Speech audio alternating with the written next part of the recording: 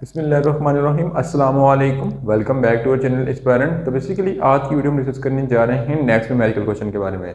Basically अगर previous video की बात की जाए तो हमने न्यूमेरिकल क्वेश्चन नंबर 9 को डिस्कस किया था। तो आज की वीडियो में न्यूमेरिकल नंबर क्वेश्चन नंबर 10 और 11 को डिस्कस करेंगे, chapter number 12 electronic and electricity के। तो स्टार्ट करते हैं अपने वीडियो को बगैर टाइम को वेस्ट किए और आ जाते हैं न्यूमेरिकल के स्टेटमेंट की तरफ।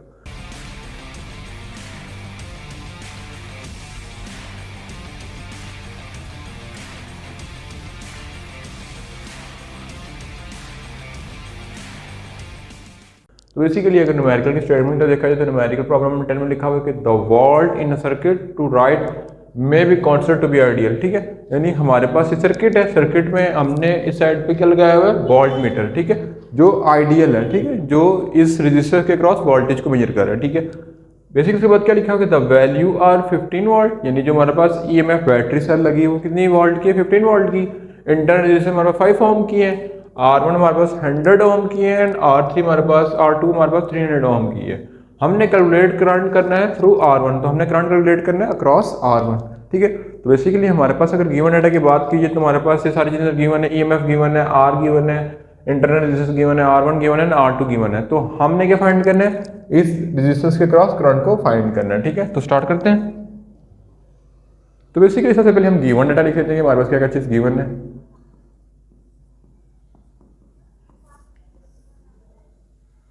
तो बेसिकली अगर गिवन डाटा की बात करें तो हमारे पास गिवन था, हमारे पास सबसे पहले गिवन है EMF of cell, EMF of cell.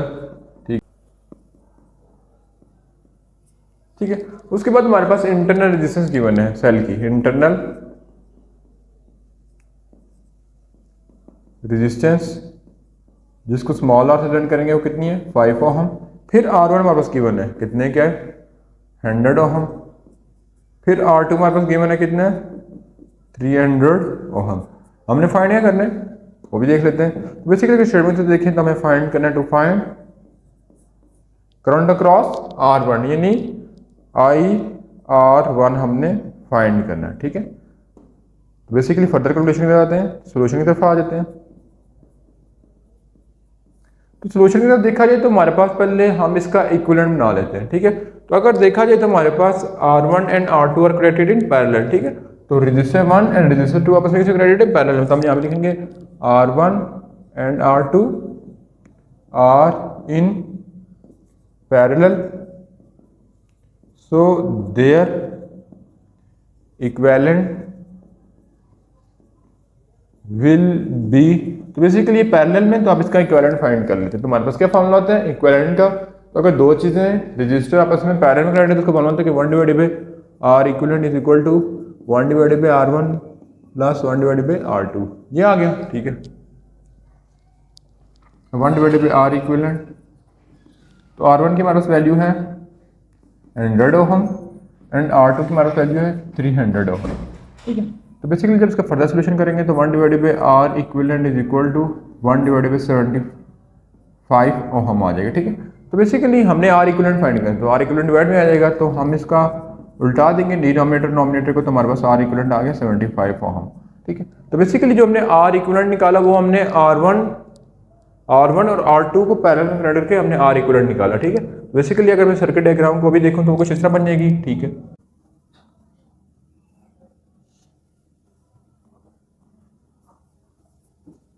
Basically यहाँ पे हमारे पास आर इक्विवेलेंट कितना आ गया, 75 ओम।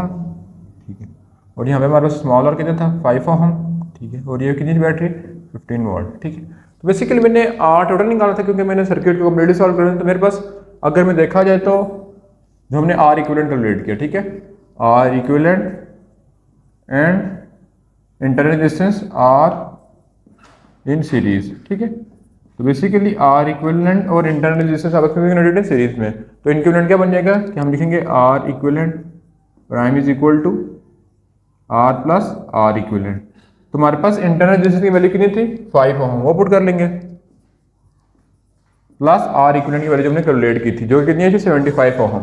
ठीक है, तो वो पुट कर लेंगे, तो हमारे पास टोटल कितना आ जाएगा, R equivalent prime is equal to 80 ohm. ठीक है, तो हमारे पास टोटल रेजिस्टेंस इस सर्किट की कितनी आ रही है, 80 ओम। ठीक है, बेसिकली हमारे पास 80 ओम गिवन है, तो हमारे पास बेसिकली ईएमएफ गिवन थी, और हमारे पास आर इक्विवेलेंट भी आ गया, तो हम करंट फाइंड कर सकते हैं टोटल करंट इस सर्किट में कितना होगा। ठीक है, तो करंट कैसे फाइंड कर लेंगे कि हम फॉर्मूला लिखेंगे कि I is equal to ohm law से ई बाय आर। ठीक है, हमें पता है कि ईएमएफ की वैल्यू कितनी थी 15 वोल्ट और आर की कितनी है 80। अब डिवाइड करेंगे तो हमारे पास टोटल करंट आ जाएगा आई टोटल। ठीक है, डिवाइड करके देखते हैं हमारे पास कितना आता है 0.1875 एम्पेयर। ठीक है, अब मैं टोटल करंट बचल गया, किसके टोटल करंट कितना है 0.1857 एम्पेयर। ठीक है, जिसको मैं बोल सकता हूँ कि ये क्या है 0.12। ठीक है, 0.2 भी बोल सकते हैं, या इसको मैं लिख सकता हूँ 0.2 एम्पेयर। ठीक है, तो यहाँ पे मैंने आई टोटल फाइंड कर लिया, तो आई टोटल मेरे पास कितना आ रहा था, यहाँ पे मैं लिख सकता हूँ आई टोटल हमने फाइंड कर लिया जो कि हमारे पास आ रहा था 0.2 एम्पेयर। ठीक है, ये चीज़ आपको क्लियर होगी। अब क्वेश्चन की तरह देखा जाए तो लिखा था calculate the current through register R1। ठीक है, तो अगर देखा जाए तो इस सर्किट में टोटल करंट कितना है 0.2 एम्पेयर। अब अगर हम बात करें, ठीक है, तो बेसिकली हमारे पास हमने एक स्टेटमेंट पढ़ी थी कि जो है वो जैसे कि इस सर्किट में बात करूँ, ठीक है, अब आई टोटल कितना आ रहा था 0.2 एम्पेयर। ठीक है, तो हमने करंट निकाला था इसके क्रॉस, तो उसके करंट को निकालने से पहले मैं वोल्टेज कैलकुलेट कर लेता हूँ। तो अब ये चीज़, ठीक है, ये और ये आपस में सीरीज में कनेक्टेड है, तो सीरीज में करंट क्या होता है सेम। तो मैं बोलूँगा कि I total is equal to I across internal resistance equal to I across equivalent. ठीक है, मीन जो टोटल करंट है सीरीज की बात कीजिए, सीरीज के अंदर क्या होता है कि क्या होता है करंट सेम होता है, तो इसके क्रॉस करंट और इसके क्रॉस करंट क्या होगा सेम। मीन के जो करंट आ रहा होगा वो आर इक्विवेलेंट उसके दरमियान सेम होगा। ठीक है, तो आर इक्विवेलेंट के क्रॉस में वोल्टेज फाइंड कर लेता हूँ। ठीक है, तो voltage cross equivalent is equal to I equivalent and R equivalent, ये फॉर्मूला हो जाएगा। ठीक है, तो आई इक्विवेलेंट मेरे पास कितना आया था 0.18 या 0.2, तो 0.18 पुट कर लूंगा और आर इक्विवेलेंट मेरे पास कितना था 75 ओहम। अब इन दोनों को मल्टीप्लाई करूंगा तो मेरे पास वी इक्विवेलेंट आ जाएगा। ठीक है, तो जब इसे कैलकुलेट करूंगा तो मेरे पास वी इक्विवेलेंट कितना आ जाएगा 14.06। ठीक है, 14.06 वोल्ट। ठीक है, अब मेरे पास वी इक्विवेलेंट कितना आ गया क्या नाम है 14.06। तो बेसिकली 14.06 तो जो क्रॉस वोल्टेज है इन दोनों के क्रॉस वोल्टेज वो कितना आ रहा है 14.06। ठीक है, तो हमने पैरेलल केस में एक सिचुएशन पढ़ी थी, क्योंकि मैं यहाँ पे लिखूंगा कि R1 and R2 are connected in parallel. ठीक है, so in parallel combination of resistor voltage across each resistor will be same।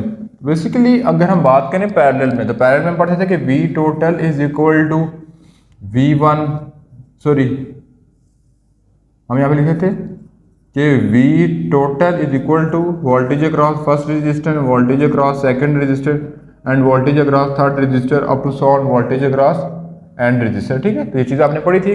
Basically मैं लिख रहा हूँ जब कोई चीज़ पैरेलल में होती है तो उसके क्रॉस वोल्टेज क्या होता है सेम। जैसे हमारे घरों के लिए जो है वो लाइटिंग की जाती है वो पैरेलल में की जाती है। ठीक है, तो जो 220 क्रॉस मतलब कि हमारे मीटर में हो जाती है, तो जितने भी हमारे घरों में कंपोनेंट यूजर होते हैं जैसे बल्ब यूज हो रहा है, फ्रिज, इस्त्री, और सब में 220 पहुंच होती है क्योंकि पैरेलल में वोल्टेज सेम रहता है। ठीक है, ये चीज़ आपको क्लियर है। अब बेसिकली वी इक्विवेलेंट हमारे पास कितना था, V equivalent is equal to V across register 1 and V across register 2 that is equal to 14.06 volt. ठीक है, तो मेरे पास वी अक्रॉस रजिस्टर 1 आ गया। ठीक है, तो मैंने करंट फाइंड करा था उसके क्रॉस। ठीक है, तो करंट क्या हो जाएगा, तो करंट का फॉर्मूला आता है I is equal to V across register 1 divided by R1। ठीक है, वी अक्रॉस रजिस्टर 1 कितना था 14.06 एंड R1 हमारे पास कितना आ रहा था 100। ठीक है, अब इनको डिवाइड कर देंगे तो मेरे पास आ जाएगा करंट। बेसिकली जब इन दोनों को डिवाइड करेंगे तो हमारे पास आ जाएगा 0.1406 एम्पेयर मेरे पास करंट आ जाएगा। ठीक है, तो ये था बेसिकली न्यूमेरिकल नंबर 10 जो आज की वीडियो को डिस्कस किया। तो इंशाल्लाह जो है वो इसी के साथ हम न्यूमेरिकल नंबर 2 को डील कर लेते हैं। तो अगर न्यूमेरिकल नंबर 11 को देखा जाए तो लिखा हुआ कि 3 arm of Wheatstone bridge are of 75 ohm, यानी हमारे पास मतलब कि वेटस्टोन ब्रिज के टोटल 4 रजिस्टर होते हैं जिनमें 3 रजिस्टर हमारे पास 75 ओम के क्रॉस हैं। What is the resistance of 4 register, तो हमने जो है वो 4th आर्म ऑफ रजिस्टर की वैल्यू को कैलकुलेट करनी है। तो उसको कैलकुलेट करने से पहले हम वेटस्टोन ब्रिज की डायग्राम ड्रा कर लेते हैं जिसकी वजह से आपको इजीली समझ आ जाएगा। ठीक है, तो बेसिकली क्वेश्चन की स्टेटमेंट जो लिखा है उसमें लिखा होता है कि 3 arm of western bridge are of 75 ohm. Mean हमारे पास 3 जो है वो आर्म किसी को है 75 ओम के क्रॉस है। तो मैं लिख दूंगा कि बेसिकली जो हमारे पास है पी क्यू और मैं कहता हूँ 75 ओम के क्रॉस इक्वल थे, ठीक है। अब जो आर आर्म है टोटल इसके पी क्यू आर एस, तो हमारे पास पी क्यू और मैं कह देता हूँ कि 75 ओम के क्रॉस है और मैंने फाइंड करनी थी फोर्थ आर्म जो कि एस है, इसको मैंने फाइंड करना है, ठीक है। तो बेसिकली मैं जो है वेस्टर्न ब्रिज का फार्मूला यूज करूंगा जो कि बहुत सिंपल फार्मूला होता है। बेसिकली फार्मूला क्या होता है कि P divided by Q is equal to R divided by S, ठीक है। तो मैंने बेसिकली S फाइंड करें तो मैं S को इधर ले आऊंगा तो R Q divided by P आ जाएगा। R मेरे पास कितना था 75, ये भी कितना था 75 और डिवाइड में कितना आ जाएगा 75। तो बेसिकली कैंसिल आउट हो जाएंगे, जो हमारे पास फोर्थ आर्म में बचती है वो कितनी होगी 75 ओम की। तो बेसिकली बहुत इजी क्वेश्चन था। तो जो वेस्ट ऑन वेस्ट करने के लिए फोर्थ आर्म होगी वो भी 75 ओम की होगी। तो बेसिकली ये थी आज की वीडियो जिसके अंदर हमने न्यूमेरिकल नंबर 11 को डिस्कस किया और 10 को डिस्कस किया। तो इंशाल्लाह नेक्स्ट वीडियो के अंदर हम जो है नेक्स्ट चैप्टर के जो है वो न्यूमेरिकल को डील करेंगे और कंसेप्चुअल क्वेश्चन को डील करेंगे। उससे पहले हम जो है इस चैप्टर के कंसेप्चुअल क्वेश्चन को डील करेंगे। तो बेसिकली अगर आपसे एक छोटी सी रिक्वेस्ट है कि अगर आपने हमारे चैनल को सब्सक्राइब नहीं किया तो सब्सक्राइब कर दें और अपने दोस्तों से शेयर करें। तो इंशाल्लाह मिलेंगे नेक्स्ट पार्ट में, तब तक अल्लाह के बाद।